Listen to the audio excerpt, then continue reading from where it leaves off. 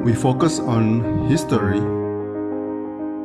culture, religion, art, social, and philosophy of Nusantara. Here, in the presence of Nusantara, we were made to be forgotten about the goodness of ourselves. Because negativity seems to be more interesting for us. Now, I'm Sutoyo Raharto and friends, assist you, to remind you, to awaken you that we still can find the gems of Nusantara. They are the great sights of Nusantara.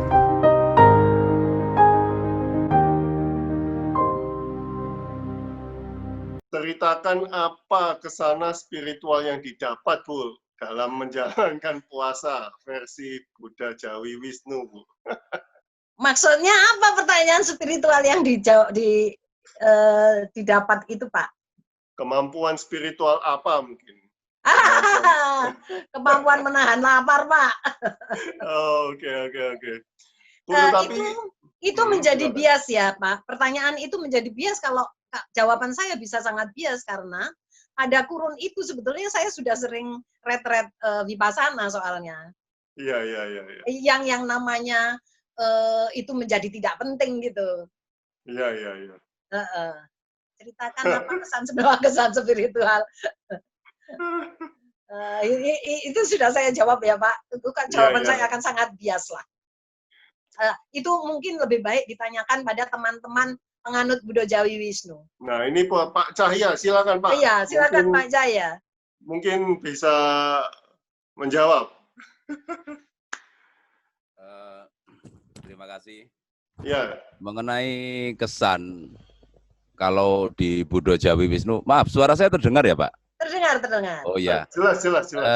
Buddha Jawi Wisnu ini kan intinya teman-teman ini yang berusaha melestarikan ajaran leluhur, dan pada buku Wedo Joyo Sampurno yang tertulis di Gedangan itu, di Sumber Pelus itu disebut bahwa ini angeleluri luhur Majapahit. Jadi menguri-uri melestarikan budaya Majapahit. Dalam Kakawinargara Kertagama itu tertulis bahwa agama di Majapahit itu ada 3. Ada Siwa, Buddha, dan Wisnu. Nah, yang saya deteksi agama Siwa dan Buddha ini yang dilestarikan di Bali. Sedangkan agama Wisnu ini yang dilestarikan di Jawa. Oleh karena itulah kenapa kok terus kemudian ada pemujaan kepada Hyang Betari Sri. Siapapun yang melakukan pemujaan terhadap Dewi Sri ini adalah sakti atau istri dari Dewa Wisnu. Berarti beliau aliran Waisnawa. Kalau aliran Waisnawa memang lebih pada penataan masyarakat, sedangkan aliran Wisnu lebih pada kesaktian. Pada saat di era kuno, aliran Siwa itu lebih cenderung di wilayah kerajaan untuk kesaktian begitu. Di masyarakat lebih cenderung banyak aliran Wisnu. Ya, di Candi Barong itu juga di Jawa Tengah, di era Mataram kuno ditemukan patung Dewi Sri juga. Kemudian kalau kita tahu bahwa kerajaan pertama, Kerajaan Tarumanegara yang ada di abad keempat itu, patung-patungnya patung Wisnu semuanya. Jadi sebenarnya aliran Wisnu ini cukup kuat di Jawa. Terus kemudian ada lagi catatan naskah Pangeran Wangsakerta tahun 1617 itu menyebutkan ketika Pangeran Wangsakerta di Cirebon mengadakan pertemuan diwakili oleh yang beragama Arabia, dia menuliskan begitu, terus ada yang beragama Buddha diwakili dari Semarang, kemudian dari Jawa Timur diwakili beragama Wisnu. Jadi dari kesejarahan sebenarnya aliran Waisnawa ini cukup kuat terjadi di Jawa Timur.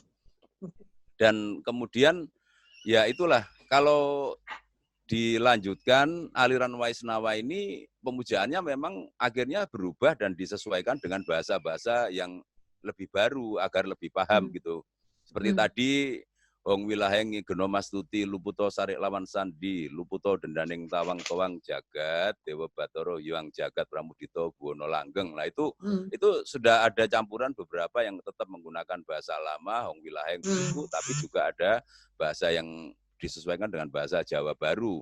Intinya tetap di situ diselaraskan. Contohnya mantra Raja Kala Cakra yang tertulis disebutkan pengertiannya Mbah Legino ini yang di Surabaya ini Mbak Legino bilang bahwa Matrala Jakala Cakra itu ada bahasa Kadewan, yang Yomorojo, Joromoyo itu bahasa Kadewan. Tetapi diterjemahkan menjadi Jawa, bahasa Jawa menjadi Heh, Pangrencono, Mario Luweh, dan seterusnya itu.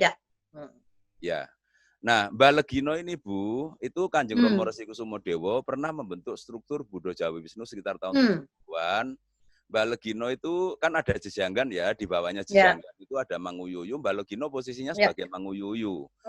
Dan terus ada di bawahnya Pangrukti, Purbo Caroko, kemudian ada Pengawat-awat.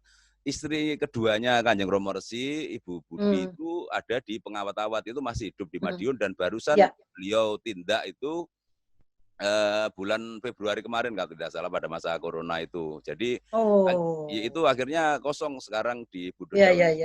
Koordinasinya tidak ada. Nah, oleh karena itu yang masih tercantum di struktur yang disebutkan Kanjeng Rama Resi, Mbak Legino itu masih ada di Surabaya. Saya selalu berusaha untuk belajarnya dari Mbak Legino yang ada di Surabaya. Dan kita selalu melakukan koordinasi dengan pemeluk di Surabaya ini, juga di Malang, di Malang Selatan. Ya, Malang Selatan, di Gunung Kawi sudah habis, terus kemudian di Blitar masih ada Mbah Suwono, sahabatnya Mbak Legino yang usianya sudah 96 tahun. Kemarin kita ke sana itu beliau baru tidak makan selama 70 hari, hanya minum kopi dan rokok saja, itu juga masih sehat. Mbak Legino sendiri juga usianya sudah 76 tahun. Di Madiun itu masih ada, ya ini masih tercatat. Di Madiun itu Pak Warnadi itu tercatat juga di struktur itu sebagai Purbo Caroko, sebagai sekretaris. Kemudian di Nganjuk itu ada Pak Budi, di Ngawi ada Pak Ginu, begitu. Jadi masih banyak pemeluk Jawa Wisnu. Di Gresik ada Bopo Agung juga, itu kita sering bertemu gitu. Saya kira begitu. Jadi kalau misalkan tentang kembali ya yang ditanyakan tentang spiritualitasnya, saya sendiri ketika awal memeluk Budo Jawi Wisnu, saya merasakan ada dampak yang terkait hal-hal yang terjadi secara kebetulan dan menguntungkan bagi kehidupan saya. Itu dampak spiritual. Ketika saya melakukan rutin semedi, ketika terus kemudian puasa mutih, ini ya itu lebih banyak dampak spiritual gitu ya. Ada hal yang menyenangkan gitu ya. Kan kalau misalkan pas gaji mepet gitu, puasa mutih kan bisa ngirit paling tidak, Bu.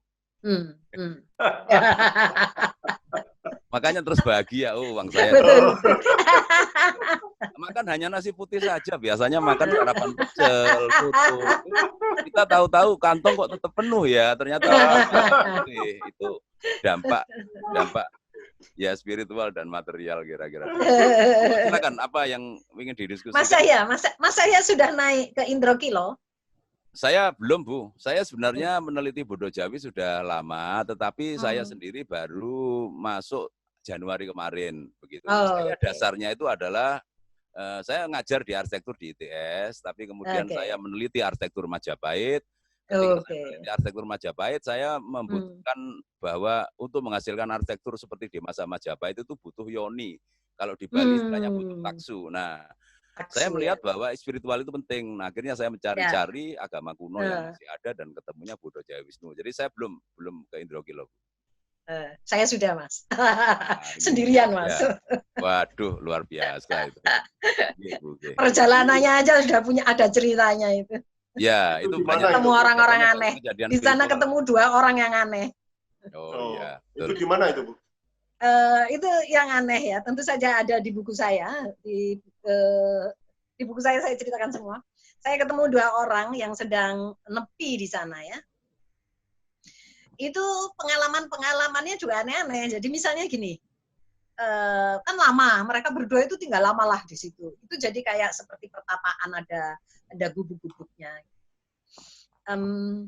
Tapi ketika harus turun dan harus pulang, di mana setelah turun gunung itu kan harus naik angkot. Itu pada saat itu kan mereka tuh nggak punya duit gitu. Pak Slamet atau apa gitu, nggak punya duit. Nanti tiba-tiba nemu duit di bawah tikar atau di bawah bantal. Persis sebesar dia butuhkan. Terus sampai rumah gitu ya, suatu saat putrinya yang ragil itu kuliah kedokteran. Istrinya jadi TKW. putrinya ini harus bayar uang 600.000 apa-apa gitu. Beliau kan nggak punya duit. Nemu tuh duit di kamarnya 800.000. Tapi setelah untuk bayar 600.000, yang 200.000 hilang. Jadi gitu-gitu itu ada, cerita begitu-begitu itu ada. Dia bilang, ayo mbuh, paling diparingi eyang. Eyang sopo. Ada pundennya di sana Hidrokilo yang disebut dengan eyang ini dan eyang itu, ada beberapa arca lah ya. Gitu.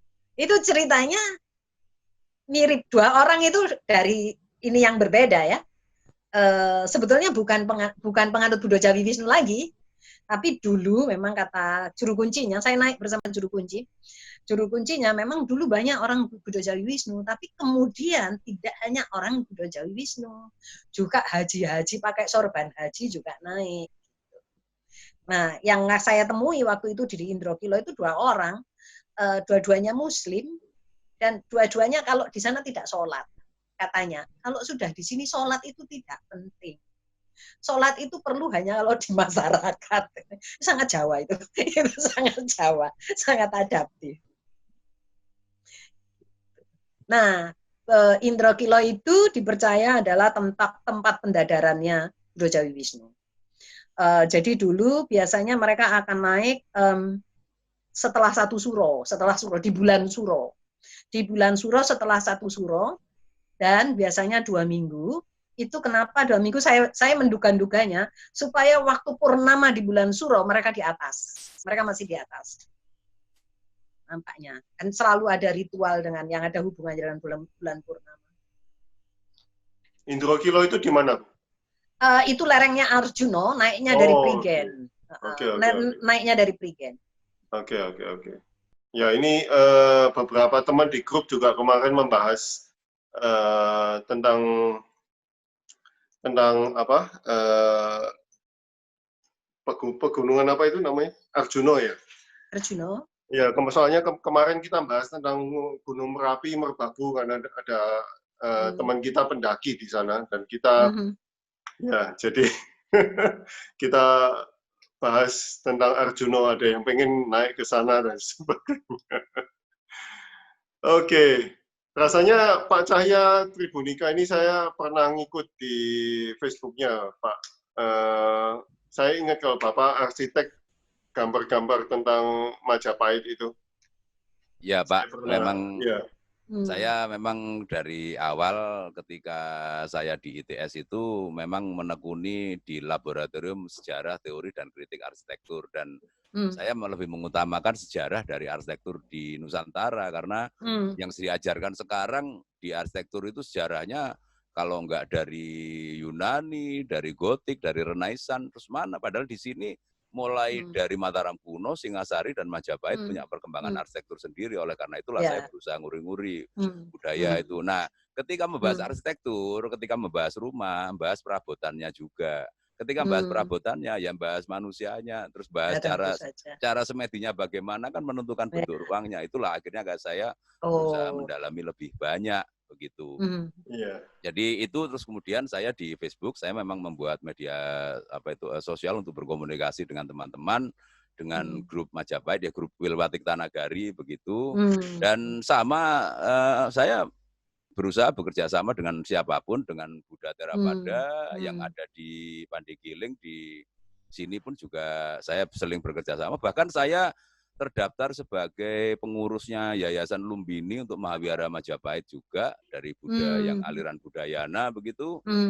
Ya pokoknya di Islam sendiri teman-teman saya kalau misalkan pengen mendesainkan masjid ya saya desainkan gitu. Kumpul dengan beragam agama, yang penting banyak proyek kan nggak apa-apa, Pak. Oke. Setuju. Ini pertanyaan berikutnya, mungkin sebentar, Bu.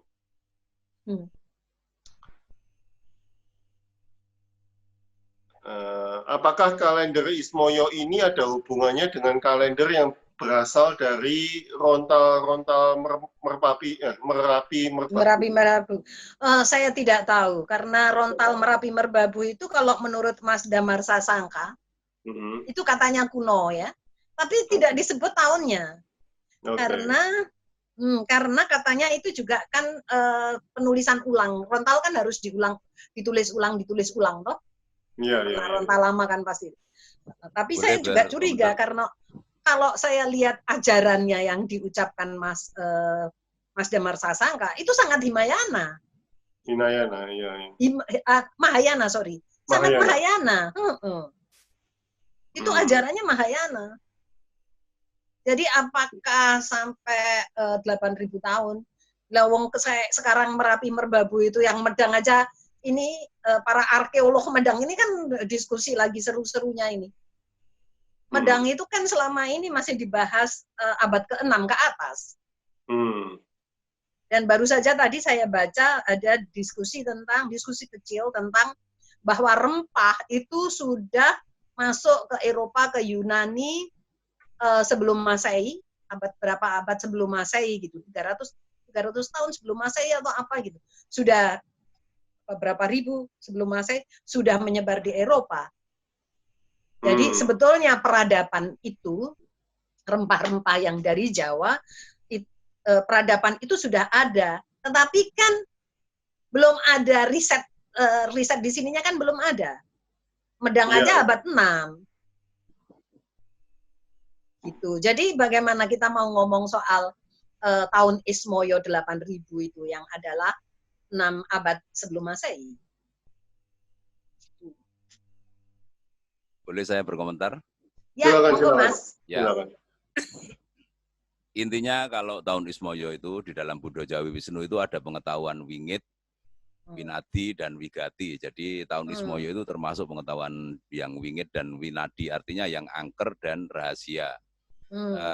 Yang ada di sejarah dan arkeologi yang tertulis pada prasasti yang pada abad keempat bahkan Kerajaan Tarumanegara itu pun tahun Saka seperti yang tahun-tahun yang ada di sini. Terus kemudian pada abad ke-6 itu di dalam prasasti juga tertulis cara penanggalannya itu dengan menyebutkan wuku. Jadi ditulis pada wuku galungan, pada hari Buddha misalkan, terus ada peringkelan, ada perhitungan 6 hari. Itu seperti itu dan tahunnya tetap menggunakan tahun Saka yang ada di aksara sekarang gitu ya. Ini wingit dan winadi itu adalah hal-hal yang terkait dengan keyakinan saja. Jadi memang tidak bisa dibuktikan secara ilmiah dan memang tidak ada lontar atau prasasti yang menyebutkan tahun 8.000. Dan karena ini keyakinan ya tidak sulit untuk diperdebatkan. Semua agama punya keyakinan lah. Ada orang yang bisa membelah laut gitu, ada orang dibakar tidak mati ya, semuanya keyakinan begitu ya.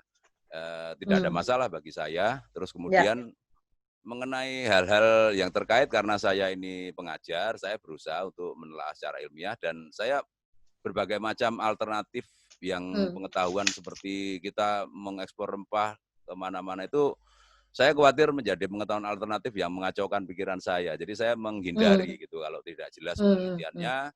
Nanti terus kemudian Borobudur peninggalannya Nabi Sulaiman atau ini menjadi agak repot daripada saya ribet begitu. Saya lebih baik minim saja pengetahuan saya, lebih baik banyak menutup kuping terhadap hal yang lain. Ini saya mewakili teman-teman Buddha Jawa Wisnu yang barangkali ada di sini ya, agar dipandang memang tadi Ibu sudah menjelaskan kalau SD tidak lulus dan ini saya kira sangat disayangkan ada pandangan bahwa orang Buddha Jawa Wisnu ini bukan kepada Ibu, pada yang lainnya itu SDM-nya minim. Tidak, justru saya sebagai seorang dosen, saya mendapatkan banyak hal terhadap Buddha Jawa Wisnu, mendapatkan pemahaman-pemahaman saya terhadap sejarah dan arkeologi, itu dari ilmu-ilmu yang saya dapat dari Mbah Legino. Tata cara semedi kurbanan ya, istilahnya itu untuk apa itu yang menggunakan meja dan sajen, itu saya lihat di reliefnya Candi Penataran itu ada dan kemarin pada saat tanggal 19 Februari sebelum corona itu kita mengadakan wuku galungan. Nah, wuku ini yang tidak pernah terdapat di kalender manapun di seluruh dunia. Wuku itu hanya ada di Jawa. Ada wuku Sinto, Landep, Kurandel dan seterusnya sampai pada wuku galungan. Jadi wuku galungan kalau di Jawa namanya wuku galungan, di Bali namanya wuku dungulan. Pada saat Wuku Dungulan itulah di Bali mengadakan acara galungan. Jadi galungan itu sebenarnya acara yang khas Wuku. Tidak ada di India, yang itu dinamakan Hindu juga agak bingung ya. Istilah Hindu sendiri juga tidak terdapat di Weda. Agama itu adanya ya kalau nggak agama Siwaistis, agama Brahmaisme, agama Waisnawa, agama Ganapati, itu namanya agama. Tidak pernah ada namanya agama Hindu yang tertulis di Weda. Itu penamaan baru yang terpakai oleh orang Eropa. Saya kira kira-kira begitu jawabannya tentang kalender tadi. Mungkin saya tambahin kalau dari akademisi Buddhis ya, istilah Hindu itu muncul setelah Buddhisme, Bapak. Jadi Hindu ini diciptakan untuk menyaingi Buddhisme pada waktu itu. Jadi kalau kita, seingat saya waktu saya ambil S2, mereka mengatakan bahwa Hinduisme itu muncul abad kedua malahan. Ya, jadi Masehi ya, abad kedua. Jadi makanya istilah jadi pada waktu itu memang biksu-biksu Buddha itu sudah mungkin ini udah menguasai India, oleh sebab itu orang Brahmanisme itu memunculkan Hindu ini untuk menyaingin biku-biku Buddha ini. Mohon maaf, kalau di Majapahit ya, di KKW Negara Kertagama, di KKW Nirarta Prakerta, atau bahkan di era Raja Airlangga yang tertulis di Arjuna Wiwaha tadi, sama sekali saya tidak pernah membaca istilah Hindu. Jadi saya ragu kalau itu sebelum Masehi. Justru menurut saya pada abad ke-14-an, 15-an itu istilah itu. Dan kalau saya baca keterangan, ya ini di wiki saja ya, saya melihat di wiki itu Hindu itu justru malah oleh orang Persia dari bahasa Arab Al-Hind begitu untuk menamakan orang-orang yang ada di lembah Indus begitu. Jadi permasalahannya sekarang, kenapa kita harus berkelompok? Sekarang begini ya, lihat di Bali ya. Di Bali itu ada agama Siwa Buddha. Di Bali itu setiap sembahyang itu selalu ada dua pandita, pandita Siwa dan pandita Buddha. Permasalahannya pandita Buddhanya bukan pandita Buddha yang memuliakan Pangeran Siddhartha Gautama. Tetap ini alirannya beliau memuliakan Sang Hyang Widewasa atau kepada arah sekte Waisnawa yang saya lihat. Nah ini ada pandita Buddha tapi di bawahnya PHDI, bukan di bawahnya Walubi atau MBI. Jadi ini memang perkara agama ini agak repot gitu ya. Termasuk ketika Buddha Jawa Wisnu tidak bisa disebut agama. Peraturan tentang agama itu ada peraturan pemerintah nomor 1 tahun 65 PNPS itu yang ditandatangani oleh Presiden Soekarno. Itu yang dipakai untuk Pak Ahok kemarin itu peraturan itu tahun 65 itu menyebutkan yang diakomodasi pemerintah itu memang ada 6 agama, Islam, Kristen, Hindu, Buddha, Katolik, dan Konghucu itu karena dua hal, fakta kesejarahannya dan banyaknya pemeluk. Tetapi pemerintah juga tetap mengadopsi agama-agama yang lain seperti agama Zoroaster, agama Yahudi, dan lain-lain. Nah, dan lain-lainnya ini berarti kan kalau di sini masih hidup agama Wisnu, ya berarti tetap diakui pemerintah sebenarnya sesuai peraturan itu. Gitu.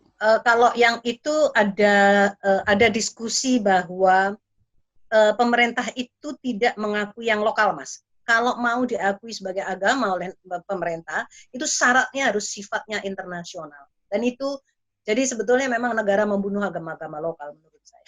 Oh begitu. Ya kalau memang itu harus internasional, apakah pura itu ada di belahan dunia lain? Apakah Banten yang ada di Bali itu ada di belahan dunia negara lain? Ya. Apakah penyebutan Tuhan dengan Sang Hyang Widi itu juga ada di negara lain? Monggo ditelaah saja gitu. Jadi bagi saya memang perlu dipecahkan begitu bahwa yang sesuai dengan kesejarahan dan arkeologi seperti Buddha Jawa Wisnu yang memang sebenarnya itu aliran Waisnawa malah tidak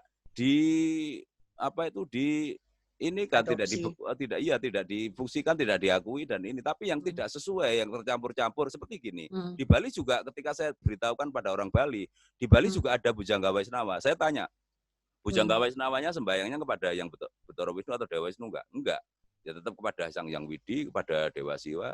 Terus ada pemahaman bahwa Betari Sri itu kalau di sawah namanya Dewi Sri, kalau di rumah namanya Dewi Durga, kalau di ini namanya udah bisa macam-macam. Jadi senang dengan ketidakpastian, dengan ada keteraturan begitu. Ini malah menjadi kacau. Kembali, tidak ada istilah sebenarnya agama Hindu. Itu adalah sebutan dari orang. Di Weda sendiri tidak ada. Yang ada apa? Yaitu agama Siwa, agama Wisnu, agama Ganapati, agama Brahmaisme misalkan begitu. Dan di Majapahit hanya ada 2 agama yang terkait dengan dewa-dewa, yaitu agama Siwa dan agama Wisnu. Dan kemudian ada 1 agama Buddha. Ini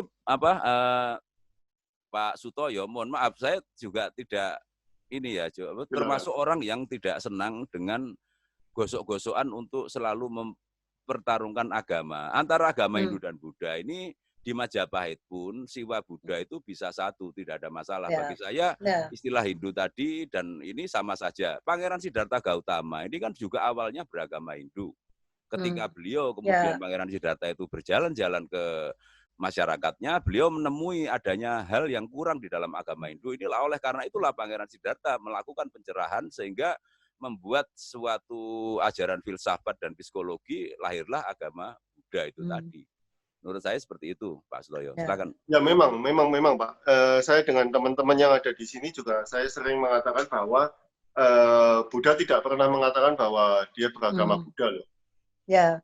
Ya, dan dia mengatakan bahwa ajarannya beliau ini adalah ajaran para Brahma. Jadi ya dia cuma discover lagi, menemukan lagi ajaran-ajaran Brahmana yang hilang. Cuma itu saja.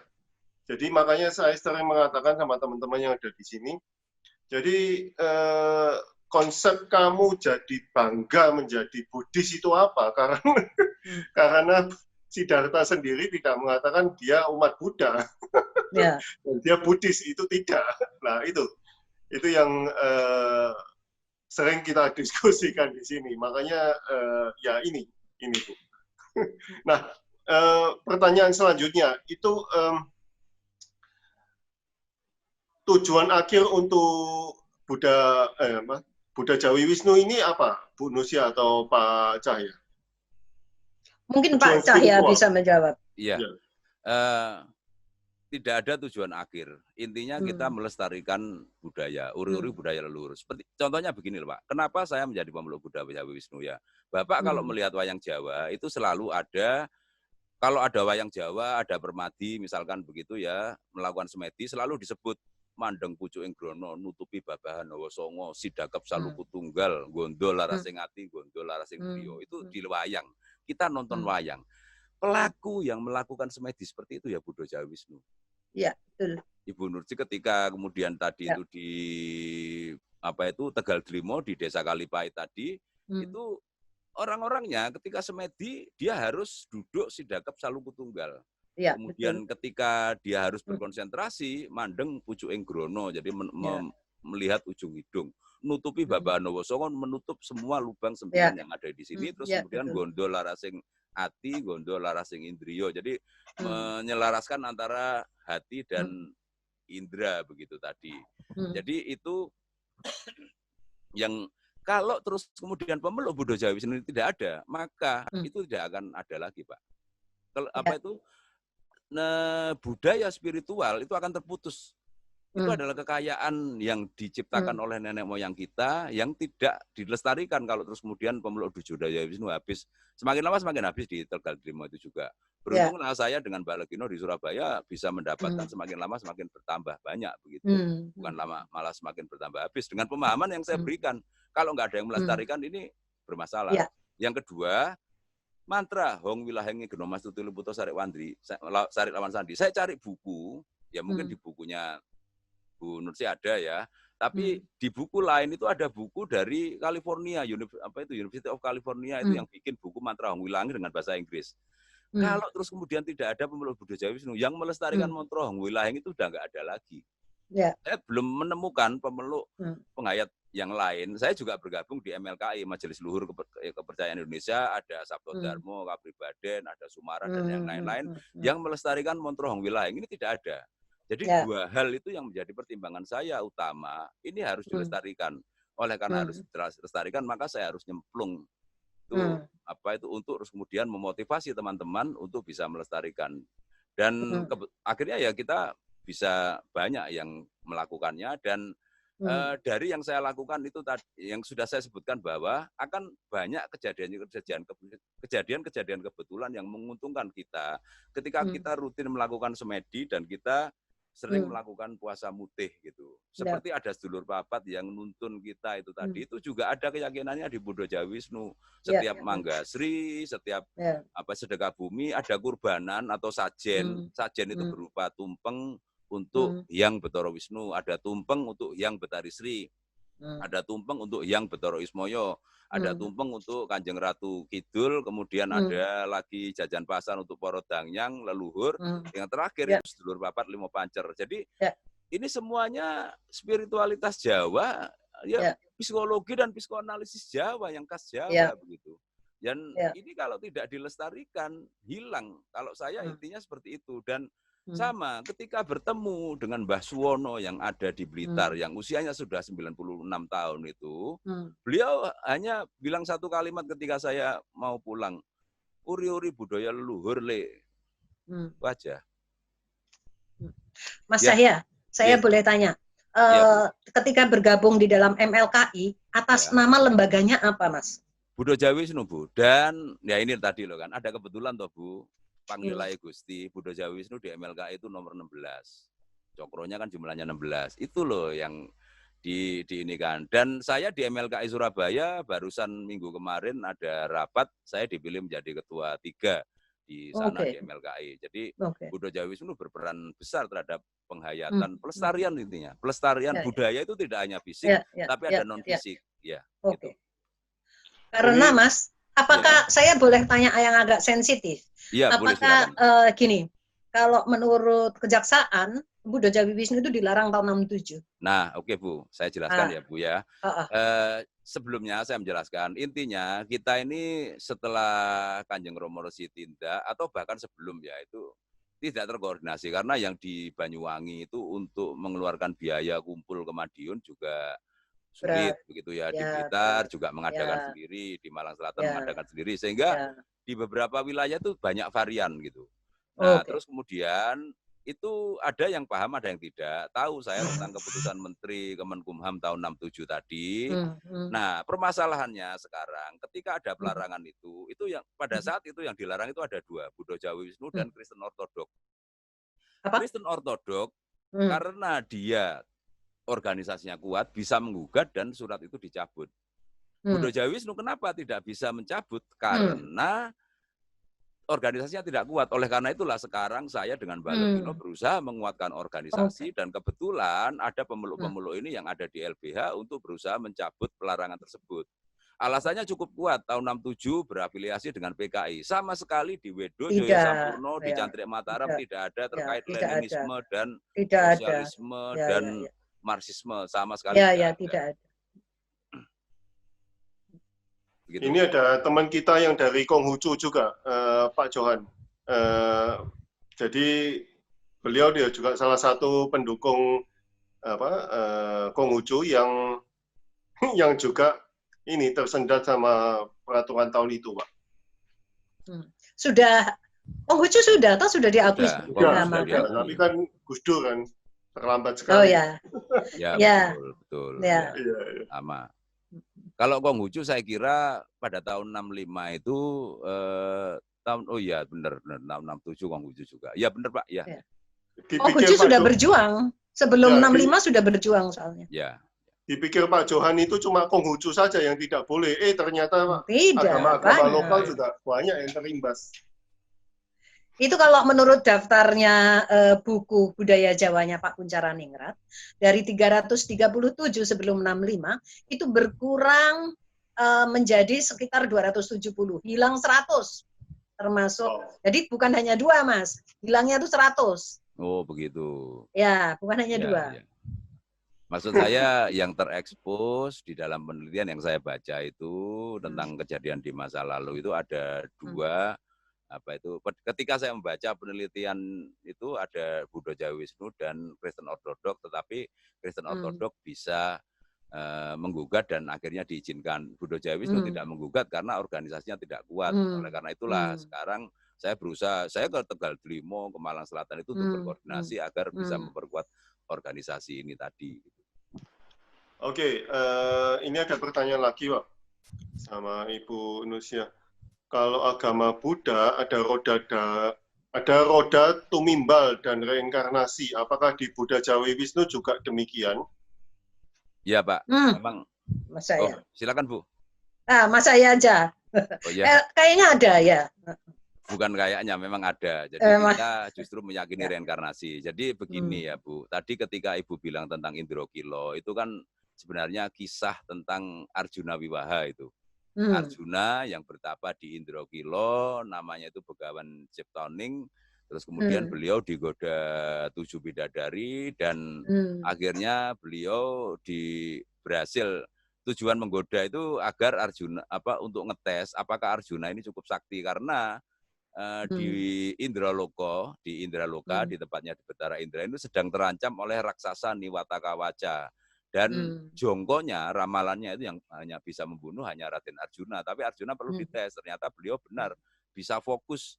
Kalau memang semedi ya semedi, tapi kalau dia terkait dengan godaan wanita ya dia bisa mengabaikan. Akhirnya beliau mendapatkan panah Pasupati tadi.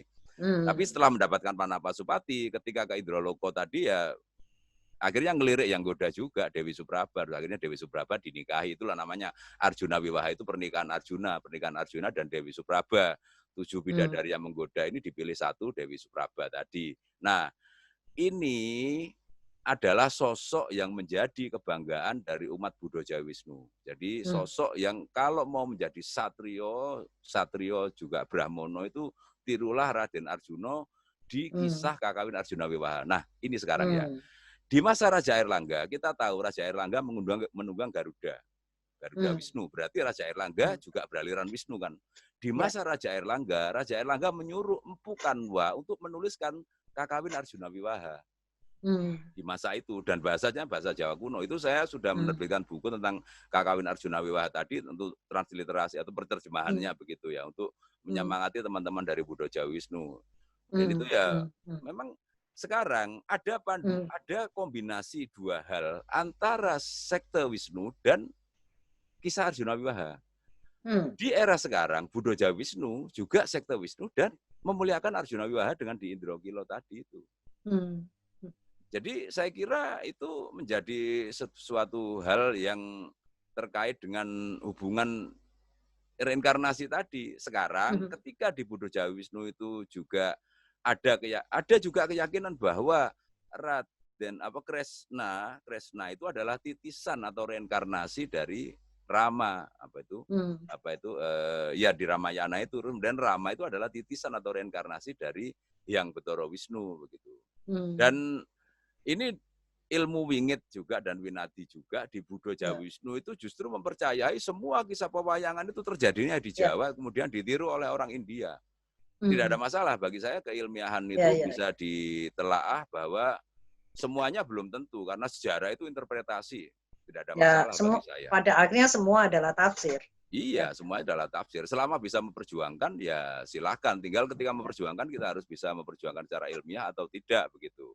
Jadi kembali pada intinya, ketika saya bertemu dengan istrinya Kanjeng Romo Resi, Ibu Budi itu, beliau juga bilang, pokoknya nek nang Buddha Jawa Wisnu, pokoknya di Buddha Jawa Wisnu itu engko nek mati ojo dadi celeng, ojo jadi ketek. Jadi kalau mati itu jangan jadi kera, jangan jadi babi begitu. Mbak Legino juga demikian bilang ke saya bahwa di Buddha Jawa Wisnu itu nanti kalau kamu akan meninggal itu akan tahu kamu nanti akan bereinkarnasi menjadi apa, menjadi siapa begitu.